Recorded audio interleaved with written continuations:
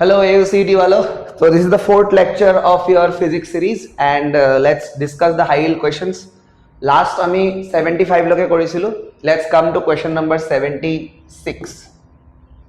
Alright, so for a body below escape velocity, kinetic energy plus potential energy is, so potential energy into formula that is minus G small m capital M divided by R and kinetic energy जो तुम half mv square से निकालते हो, यहाँ बोला है कि भैया ये एस्केप वेलोसिटी से कम है, v का जो वैल्यू है वो एस्केप वेलोसिटी से कम है. तो अगर एस्केप वेलोसिटी से कम है तो ये जो काइनेटिक एनर्जी है it won't be sufficient enough. तो पोटेंशियल एनर्जी का जो ये नेगेटिव साइन तुमको दिख रहा है वो डोमिनेट करेगा एज ए होल. तो जो टोटल एनर्जी होगा काइनेटिक प्लस पोटेंशियल वो नेगेटिव आएगा. Resistivity of a semiconductor with rise in temperature, तो फॉर्मूला है तुम्हारा rho is equal to rho naught 1 plus alpha delta T. यहाँ पे जो ये कोफिशिएंट है अल्फा, इसका वैल्यू सेमीकंडक्टर के लिए नेगेटिव होता है. और अगर इसका वैल्यू सेमीकंडक्टर के लिए नेगेटिव होता है तो यहाँ 1 प्लस के सामने माइनस आ जाएगा, मतलब ओवरऑल वैल्यू कुछ सबट्रैक्ट होके आएगा. ओवरऑल वैल्यू अगर सबट्रैक्ट होते आता है तो फिर वैल्यू क्या होगा, डिक्रीज होगा. सबट्रैक्ट होए पहले हो ऐसे तो आपने वैल्यू डिक्रीज होगा. Next, Gauss law for magnetism states that, तो गॉस लॉ फॉर मैग्नेटिज्म क्या बोलता है, अगर तुम मैग्नेटिक फ्लक्स का वैल्यू निकालना चाहते हो, गॉसियन सरफेस दिया तो इंटीग्रेशन में मैंने गोला लगा दिया B dot dA and this value comes out to be 0. So your option 1 is net flux is non-zero, option B is the right answer, net flux is 0. Magnetic poles exist singly, ये सबसे कोई लेना देना नहीं है. Gravitational field inside a spherical shell, जो तुम्हें spherical shell मैंने होलोस्फीयर, ठीक है, तो उसके अंदर पूरा खाली है. अगर अंदर पूरा का पूरा खाली है तो कोई फील्ड आएगा ही नहीं. So the answer will be 0 everywhere inside. 0 everywhere inside is the answer. Okay, क्योंकि अंदर खाली है ना. 80 पे आ जाओ. बोला है कि if earth's radius is reduce to half g becomes, एने का क्वेश्चन हमें आगे तो कोडिस रिपीटेड पीवाईक्यू है, तो G equal to capital G M divided by R square. तो यहाँ देखो इनवर्स रिलेशन है, G is proportional to 1 by R square. तो जब तुम नया जी डैश का वैल्यू निकालोगे it will be proportional to earth radius is reduce by half बोली कैसे, तार मैंने r बाय 2 का square, that means basically 1 upon R square by 4, which comes out to be 4 ऊपर जब हो गए 4 into 1 by r square. अब 1 by r square is proportional to g, तो यहाँ पे मैं 1 by r square के जगह में क्या लिख सकता हूँ, g, तो 4 times of g. The answer will be becoming 4 times. Option number C is the right answer. Okay. Next, unit of magnetic flux जानो भाई, magnetic flux is basically Weber. Okay, or you can say Tesla meter square or volt second. मैंने सब previous lectures में discuss किया है. इस lecture के पहले जो AUCET वाले एस्पायरेंट्स है, पहले का 3 लेक्चर जो मैंने अपलोड किया है उसको देख के आना है, ठीक है, तभी तो मजा आएगा. सीरियली करोगे, डायरेक्ट कूदने से कुछ नहीं होता. ये भी मैंने किया हुआ है प्लैंक्स कांस्टेंट का, जो E equal to h nu करके, तो h का जो वैल्यू आएगा E अपॉन न्यू से आ जाएगा, ठीक है, ये मैंने किया हुआ है. I have already done this. Question number 82 has been already done. Okay, m l square t minus 1 আহিছিল, এটো আহিছিল. চাই লবা আগৰ ভিডিওত কৰা আছে, এইবিলাক ৰিপিটেড PYQs হয়.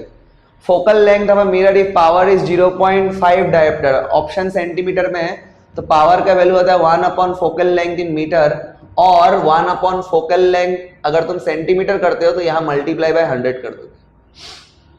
बस पावर का वैल्यू कितना दिया, 0.5 is equal to 100 divided by focal length in centimetre, यानी फोकल लेंथ इन सेंटीमीटर का जो वैल्यू आ जाएगा वो हो जाएगा 100 डिवाइडेड बाय 0.5. 5 दी काटिले 20 হয়, যেহেতু পয়েন্ট আছে তে আরো এটা 0 আহিব. Answer will be 200 centimetre. Answer will be 200 centimetre. Next, Kirchhoff's current law. Kirchhoff का 2 लॉ है, करंट लॉ है और एक लूप लॉ है. करंट लॉ जो है वो बेसिकली ये कहता है कि net incoming current, suppose I1 और I2 इनकमिंग है इस जंक्शन में, और I3 और I4 यहां से निकल रहा है, तो I1 plus I2 net incoming current is equal to net outgoing current. This is based on what? Conservation of charge. Conservation of charge. আর এটা খুঁজে পারে Kirchhoff's loop law. It is based on conservation of energy. ठीक है, second law to conservation of energy है. Next, centripetal force is given by, बहुत आसान सा formula है, सेंट्रीपिटल फोर्स का फॉर्मूला होता है mass into centripetal acceleration. Centripetal acceleration can be written as v square by r, या फिर तुम v के जगह में ओमेगा टाइम्स ऑफ r भी लिख सकते हो, omega square r square divided by r, एक r ने एक r को मार दिया तो ओमेगा स्क्वायर r, तो तुमको क्या क्या मिलेगा, mass into v square by r, या फिर अगर क्वेश्चन को थोड़ा चेंज करके अलग देगा तो फिर ये ऑप्शन भी दे सकते हैं m times of omega square r। So mv square by r is your correct option according to whatever is given. Okay, centripetal force का formula. Torque on a electric dipole in uniform field, तो torque का formula होता है dipole moment vector multiplied by electric field vector cross product करूँ हमें, p vector cross e vector, cross product तो कितने हो, e vector cross p लिखी बनवारा भूले जाबो, जेने का लिखा से तेने का लिखी बोलियो, ठीक है, जेने का एटा torque और force वालों का relation है r vector cross f vector, तो यहाँ f क्रॉस r करने से गलत हो जाता है, ठीक है, जो भी हो हमारा आंसर होगा p क्रॉस e, हमें p क्रॉस e से मतलब है, ये रहा p क्रॉस e, वेक्टर लगा के देना चाहिए था। चलो काइनेमेटिक्स का क्वेश्चन है, a ball is thrown vertically upward and total time of flight is 10 second, तो मैक्सिमम हाइट कितना होगा, तो क्या बोला, एक बॉल को ऐसे फेंका गया है, मान लो u वेलोसिटी से फेंका गया, ये ऊपर गया, कहीं ना कहीं जाके ये रुकेगा, जिस जगह पे रुकता है वहां पे वेलोसिटी कितना होता है, 0, मोमेंटरी रेस्ट, और फिर वापस से अपने जगह में आके उसी u वेलोसिटी से हिट करेगा ये। ड्यूरिंग दिस एंटायर जर्नी, इधर से लेके इधर तक और इधर से लेके इधर तक टाइम का वैल्यू देके रखा है 10 सेकंड, मतलब ऊपर जाने में कितना लगा होगा 5 सेकंड और नीचे आने में भी कितना लगा होगा 5 सेकंड। हम लोग ऊपर वाले जर्नी को कंसीडर कर लेते हैं तो हमारे को सब कुछ मिल जाएगा। मान लो यहाँ पे जो है t इक्वल टू 0 पे u वेलोसिटी से इसको फेंका गया और ये पहुंचा यहाँ पे जहां पे v का वैल्यू 0 हुआ, t इक्वल टू 5 सेकंड्स में पहुंचा, ठीक है।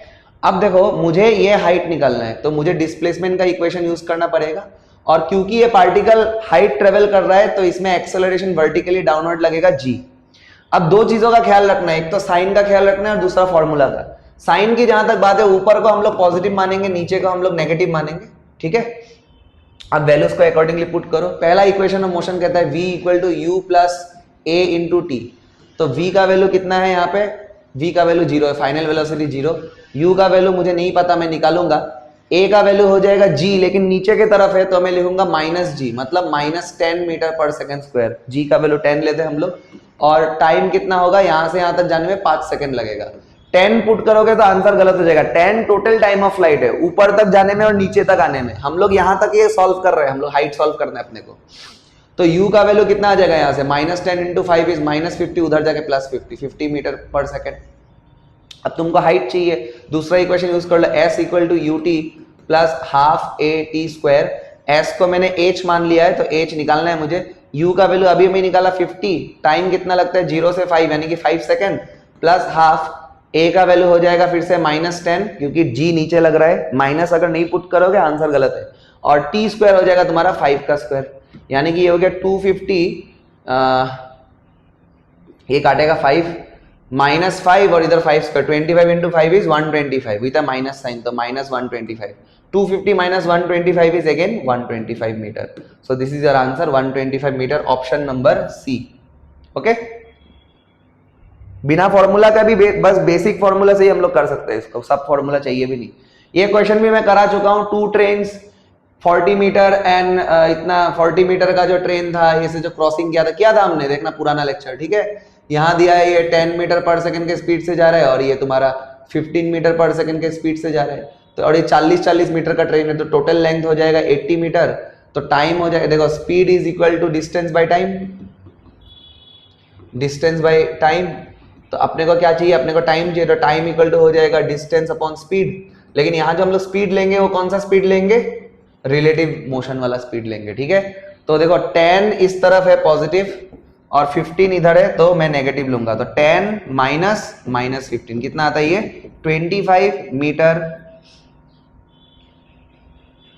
10 हाँ 25 मीटर पर सेकेंड, डिस्टेंस हो गया 80 डिवाइडेड बाय 25। इसका आंसर जो है इस ऑप्शंस में नहीं है, लास्ट क्वेश्चन में मैंने 3.2 सेकेंड आता था इसका आंसर, ठीक है 3.2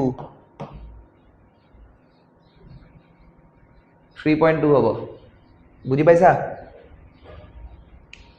relative velocity of A with respect to B, v A का वैल्यू 4 मीटर पर सेकेंड है और वी बी का वैल्यू 6 है, तो बहुत आसान है, v of A with respect to B क्या हो जाएगा, v A minus v B.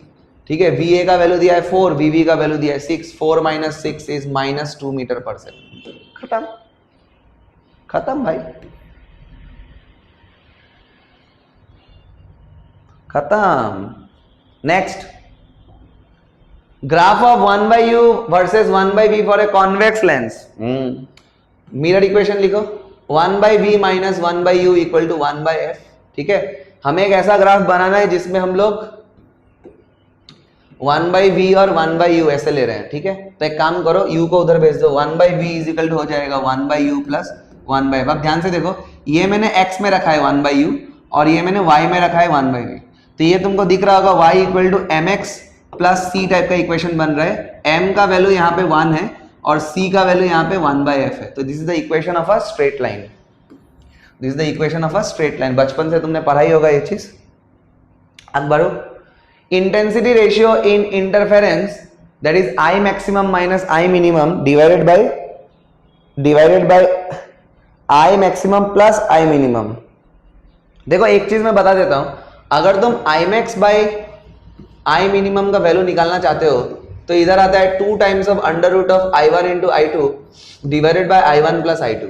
और दूसरा चीज, इंटेंसिटी जो होता है वो एम्पलीट्यूड के साथ इस रिलेशन में होता है, तो अगर तुम ये वैल्यूज पुट करके प्लस माइनस भी करोगे तो अल्टीमेटली ये एम्पलीट्यूड पे ही डिपेंड करेगा, तो it will depend on the amplitude ratio. Okay, it will depend on the amplitude ratio. Next, in optics the angle of deviation, क्या हुआ है मैंने भाई, बहुत सारे चीजों पे डिपेंड करता है, रिफ्रैक्टिव इंडेक्स पे, एंगल ऑफ प्रिज्म पे, एंगल ऑफ इंसिडेंस पे, बताया था तुमको। व्हाट इज द ये भी मैंने किया है, आरएमएस वैल्यू का बारे में पूछा है, अगर पीक वोल्टेज V0 है तो आरएमएस क्या होगा, divided by √2। Option number B, V0 by √2। ये भी मल्टीपल टाइम रिपीटेड क्वेश्चन है, ये भी तीसरा बार ये क्वेश्चन आ रहा है। देखो, which is greater wavelength, proton और इलेक्ट्रॉन, तो मैंने बताया था lambda is inversely proportional to m करके, मास ऑफ इलेक्ट्रॉन जो है वो प्रोटॉन से बहुत छोटा है तो उसका वेवलेंथ काफी ज्यादा बड़ा आएगा। ठीक है, तो ये सब में टाइम वेस्ट करके फायदा। In series combination equivalent capacitance is, okay this question also need correction mister Vakil. So when there is resistor, में वापस से बोलता हूं, जब रजिस्टर होता है तो सीरीज में हम लोग R इक्विवेलेंट का वैल्यू जो है R1 plus R2 plus R3 and so on करते हैं। पैरेलल में उल्टा हो जाता है, 1 upon R equivalent is equal to 1 upon R1 plus 1 upon R2 plus 1 upon R3, ऐसे करते हैं। ठीक है, when it comes to capacitor तो उल्टा हो जाता है, सीरीज में जो फॉर्मूला होगा वो होगा 1 upon C equivalent is equal to 1 upon C1 plus 1 upon C2 and so on. And अगर पैरेलल की बात करोगे, पैरेलल में जो होगा वो हो जाएगा C equivalent is equal to C1 plus C2। तो पैरेलल का एक क्वेश्चन आया था, उसमें हमने ये आंसर टिक किया था, sum of individual capacitance would have been the answer, but this is asking about series combination, वही आंसर की में गलत है।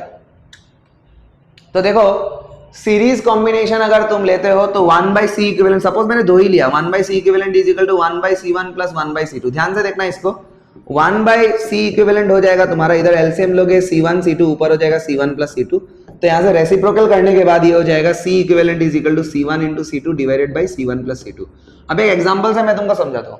सपोज एक कैपेसिटर है 2 माइक्रोफेरेड का और एक है 3 माइक्रोफेरेड का, देखना ध्यान से, अगर तुम इनका इक्विवेलेंट निकालते C इक्विवेलेंट तो क्या होगा, 2 into 3 C1 into C2 divided by 2 plus 3, यानी कि 6 डिवाइडेड बाई क्या आ जाएगा 5, है ना। 6 बाई 5 क्या होगा 1.2 माइक्रोफेरेड आ जाएगा। तो देखो तुमने लिया था 2 और 3 का, इक्विवेलेंट आया 1.2, 1.2 जो है वो 2 से भी छोटा है, 1.2 जो है वो 3 से भी छोटा है। So answer will be less than smallest, not C. C will be the answer when they ask you about parallel combination. Okay, so be very careful with these questions. ये भी हम लोग कर चुके हैं। इलेक्ट्रोमैग्नेटिक वेव्स को कौन produce करता है, एक्सेलरेटेड चार्ज। स्टेशनरी चार्ज हुआ तो सिर्फ इलेक्ट्रिक फील्ड प्रोड्यूस होगा, मूविंग चार्ज हुआ तो electric field and magnetic field दोनों प्रोड्यूस होगा कांस्टेंट वेलोसिटी वाला होने से भी, और अगर तुम्हारा एक्सेलरेटेड चार्ज है तो फिर इलेक्ट्रोमैग्नेटिक वेव्स जनरेट होता है। ये भी मैं बोल चुका हूं, सॉलिड एंगल का ऐसा यूनिट होता है स्टेरेडियन, प्लेन एंगल का होता है रेडियन। ये अभी अभी क्या था ना 125 मीटर वाला, वही क्वेश्चन है, ठीक है। Ball is thrown vertically upward and total time of flight is, अभी अभी किया था, ठीक है, थोड़ा टाइम पहले ही किया था। फिर बोला है YDSC सेटअप में the wavelength of light is increase, तो फ्रिंज विड्थ के साथ क्या होगा? तो देखो लैम्डा इज इक्वल टू होता है, सॉरी बीटा लगता, beta fringe width is equal to होगा lambda D divided by small D. Question में बोला है कि अगर हम लोग वेवलेंथ को बढ़ा देते हैं, तो वेवलेंथ को अगर बढ़ा दोगे तो देखो बीटा भी ऊपर है और वेवलेंथ न्यूमरेटर में है, तो डायरेक्टली प्रोपोर्शनल होगा, directly beta is directly proportional to lambda. अगर तुम इसको बढ़ाओगे तो ये वैल्यू भी बढ़ जाएगा, यानी कि it will increase. Last but not the least, in YDSC experiment if slit separation is doubled, fringe width becomes what? Again fringe width is equal to lambda times of D divided by small T.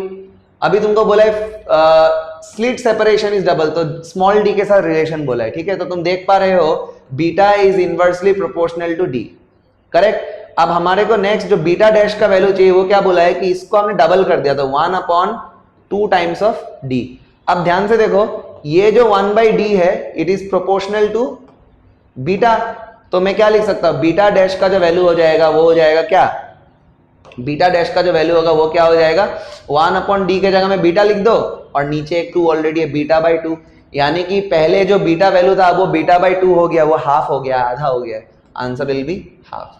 So guys, with this we have done the 4th lecture of your AU CET preparation का physics.